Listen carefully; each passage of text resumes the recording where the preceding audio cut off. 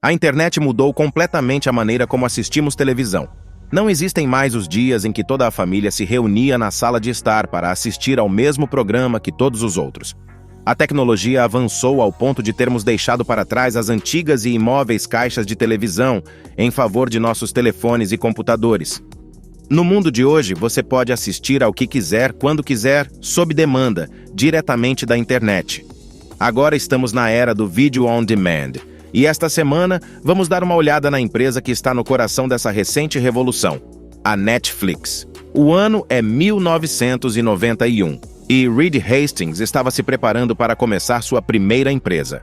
Hastings era um empreendedor de tecnologia bastante incomum. Ele era natural de Minnesota e, depois de se formar na faculdade e servir brevemente no exército, decidiu viajar para a Suazilândia com o Peace Corps para ensinar matemática. Após retornar aos Estados Unidos e obter um mestrado em ciência da computação, ele e dois amigos fundaram uma empresa em 1990, chamada Pure Software. A empresa vendia uma variedade de ferramentas de depuração para sistemas operacionais Unix em uma época em que havia poucas opções no mercado, e rapidamente se tornou uma grande empresa no mundo da tecnologia da informação. Ela dobrou sua receita a cada ano por 4 anos seguidos. E, em 1996, foi vendida para a Rational Software por $700 milhões. Em questão de meio década, Hastings se tornou milionário. A vida parecia ótima, mas em 1997, ele enfrentou um contratempo que eventualmente se tornaria um grande evento. Hastings esqueceu de devolver a locação de vídeo de Apollo 13 e, como resultado, foi atingido com uma multa de atraso de $40. Ele ficou envergonhado e não queria contar à sua esposa, o que o fez pensar em uma solução. Não apenas uma solução para seu próprio problema de multa de atraso, mas uma solução para o problema de todos, um sistema totalmente novo de aluguel de filmes que tornaria as multas de atraso obsoletas. Junto com um amigo seu, em 29 de agosto de 1997, em Scotts Valley, Califórnia, Hastings fundou um novo serviço de aluguel de filmes chamado Netflix, com a ideia de enviar DVDs para clientes pagantes. A criação da Netflix foi essencialmente uma aposta no leitor de DVD. Naquela época, o leitor de DVD havia sido inventado em Taiwan em 1994 pela Sony. Mas não foi até março de 1997 que um foi vendido nos EUA. Naquela época, um reprodutor custava mais de $1.000, e quando a Netflix foi criada, menos de 1% dos americanos possuíam um. Em um movimento que parecia insano na época, Hastings arriscou tudo no potencial da tecnologia de DVD para substituir as volumosas fitas de vídeo de resolução mais baixa como o formato de escolha da nação. Em 1997, era quase impossível para as pessoas alugarem DVDs, porque poucos lugares tinham algum disponível. Depois de experimentar mais de 200 embalagens diferentes e testá-las enviando-as a si mesmo, Hastings descobriu que podia enviar com segurança um DVD pelo pequeno custo de um selo de correio de primeira classe. Dessa forma, a Netflix poderia garantir que a maioria dos títulos estaria disponível em estoque, e ao incluir um envelope de retorno com selo, eles poderiam tornar a experiência de aluguel de filmes o mais conveniente possível.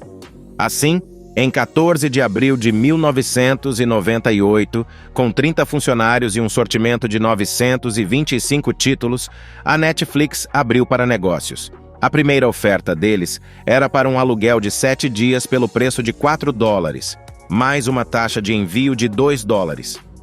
Eles também introduziram algo que hoje é uma das marcas registradas da Netflix: algoritmos de sugestão inteligentes. Uma vez que um cliente alugava filmes suficientes, a Netflix poderia sugerir automaticamente novos filmes que provavelmente interessariam a eles. Hoje em dia, quando o Google e o Facebook sabem tudo sobre nós, é fácil dar esses algoritmos como garantidos, mas em 1997, eles eram praticamente desconhecidos. A Netflix começou com força, e apenas 48 horas após a abertura, eles tiveram que aumentar a largura de banda do site devido ao tráfego excessivo que estavam recebendo. Logo, a Netflix assinou acordos promocionais com a Toshiba, Hewlett-Packard e Sony, oferecendo aluguéis gratuitos para pessoas que compraram novos reprodutores de DVD. Em julho de 1999, a Netflix recebeu um investimento de $30 milhões do Grupo Arnaud, o que lhes permitiu iniciar um serviço de assinatura chamado Marquee Program. Por apenas cerca de $16 por mês, os clientes podiam alugar quantos DVDs quisessem, desde que não tivessem mais do que 4 DVDs ao mesmo tempo, sem multas por atraso, sem datas de vencimento. Era perfeito. Nesse ponto, a Netflix já estava recebendo 10 mil pedidos de DVD todos os dias, mas sua receita total mal chegava a $5 milhões.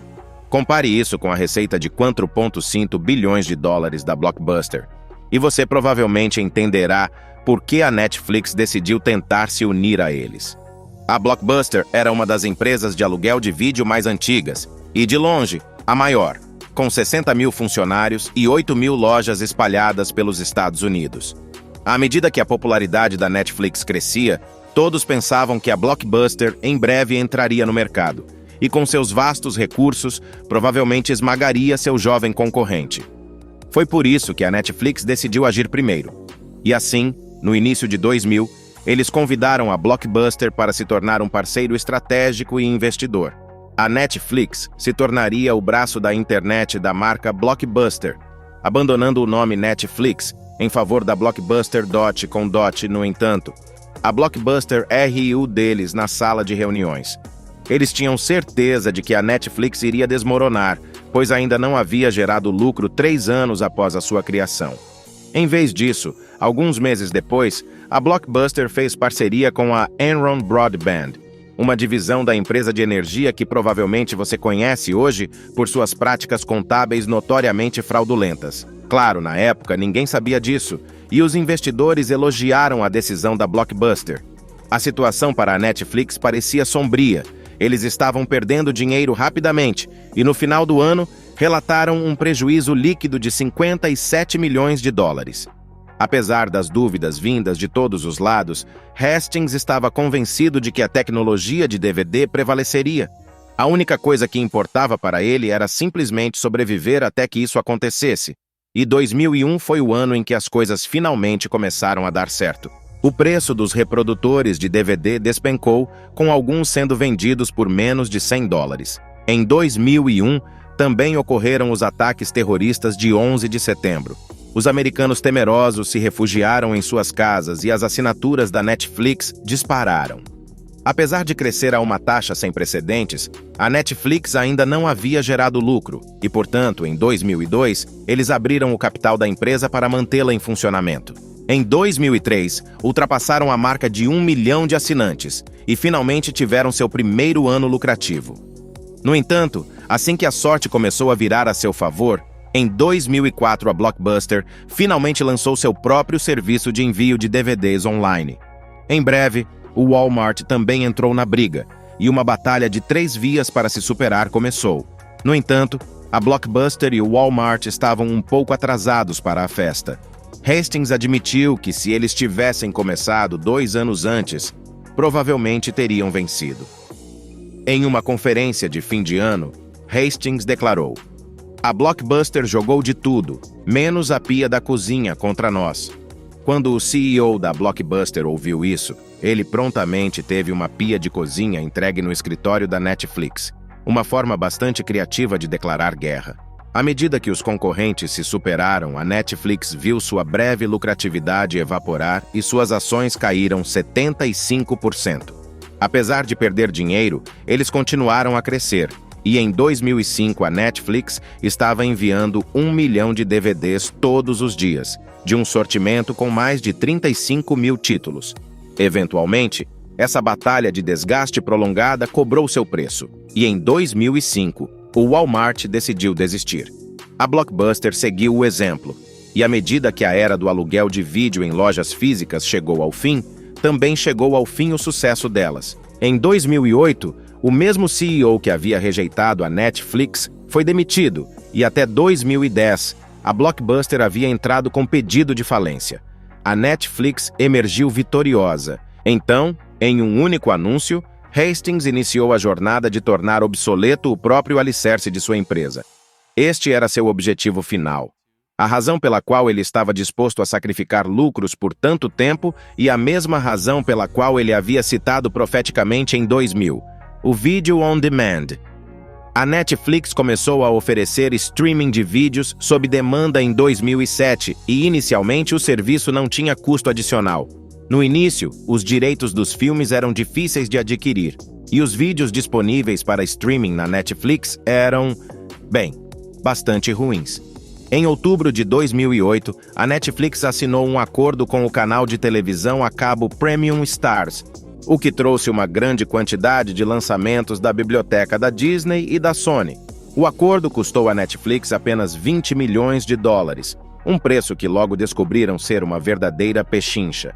A razão pela qual a Netflix obteve um preço tão bom foi porque eles eram os únicos grandes jogadores na cidade, e em breve assinaram acordos com a Paramount, MGM e Lionsgate. A Netflix também estava buscando parcerias com outras marcas, e em pouco tempo estava presente em praticamente todos os principais sistemas de entretenimento do planeta. Eles se associaram a Apple, PlayStation, Xbox, Nintendo Wii e várias outras marcas. Em 2010, quase 30% de todo o tráfego de banda larga na América do Norte durante as horas de pico vinha da Netflix. Eles expandiram para o Canadá em 2010, América Latina e Caribe em 2011 e Europa em 2012. O ano de 2011 se revelou um ano de grandes surpresas para a Netflix. Em resposta ao custo cada vez maior das licenças de streaming de conteúdo, a Netflix anunciou a produção de seu primeiro conteúdo original. Seria um drama político chamado House of Cards, estrelado por Kevin Spacey e dirigido por David Fincher. A Netflix conseguiu superar a HBO ao encomendar as 2 primeiras temporadas antecipadamente por $100 milhões. Em outubro daquele ano, no entanto, a Netflix fez uma jogada muito menos bem-sucedida. Eles introduziram um novo serviço chamado Qwikster, que sim, é escrito com um W. Na realidade, não havia nada de novo no Qwikster. Era basicamente a separação do antigo serviço de aluguel de DVDs da Netflix. A marca era descuidada, sem imaginação e mal planejada, mas a resposta do público ao Qwikster foi ainda pior. A Netflix perdeu 800 mil assinantes em um único mês, e 3 meses depois, suas ações haviam perdido 2/3 de seu valor. Não surpreendentemente, eles encerraram o Qwikster no mês seguinte, reunindo novamente as 2 partes do negócio. A primeira peça de conteúdo original da Netflix foi Lilyhammer, que estreou em 6 de fevereiro de 2012. Foi um sucesso relativo e abriu caminho para os grandes programas que viriam em 2013. Primeiro e acima de tudo, estava House of Cards, que estreou em 1º de fevereiro, e se tornou um dos títulos mais aclamados da Netflix. Transmitir a primeira temporada inteira de uma só vez foi uma jogada ousada da Netflix e revolucionou a maneira como as pessoas assistem a programas de TV. Seguindo o mesmo formato, vieram Arrested Development em maio e Orange is the New Black em julho. A Netflix continuou a usar algoritmos de sugestão para manter as pessoas grudadas em seus computadores assistindo série após série, todas disponíveis sob demanda. Esses algoritmos se tornaram muito mais inteligentes nos últimos anos e agora podem identificar lacunas no mercado, dando à Netflix uma vantagem no desenvolvimento de novos programas. Neste ponto, a Netflix pode criar conteúdo original com base no que seus clientes desejam antes mesmo de saberem que o desejam. Essa estratégia tem funcionado maravilhosamente para eles até agora. E em 2013, a Netflix recebeu 14 indicações ao Emmy, 9 das quais foram para House of Cards. Eles continuam a criar conteúdo original, de séries de TV a documentários e filmes, embora talvez sua fé em Adam Sandler, com quem estão lançando 4 novos filmes, esteja um pouco equivocada. Até o final de 2016, a Netflix terá lançado 600 horas de novo conteúdo original para o ano e terá gasto uma quantia incrível de $6 bilhões na aquisição de conteúdo. Essa expansão agressiva é a única opção que eles têm, com a Amazon e a Hulu batendo a porta com seus próprios serviços sob demanda e conteúdo original. Recentemente, a Netflix integrou seu serviço à plataforma Comcast X1, um acordo que poderia trazer a eles mais de 4 milhões de novos assinantes.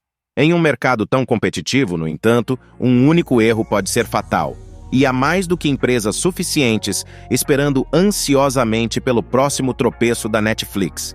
Ela ainda está no topo no momento, mas a pergunta real é: por quanto tempo ela pode se manter lá?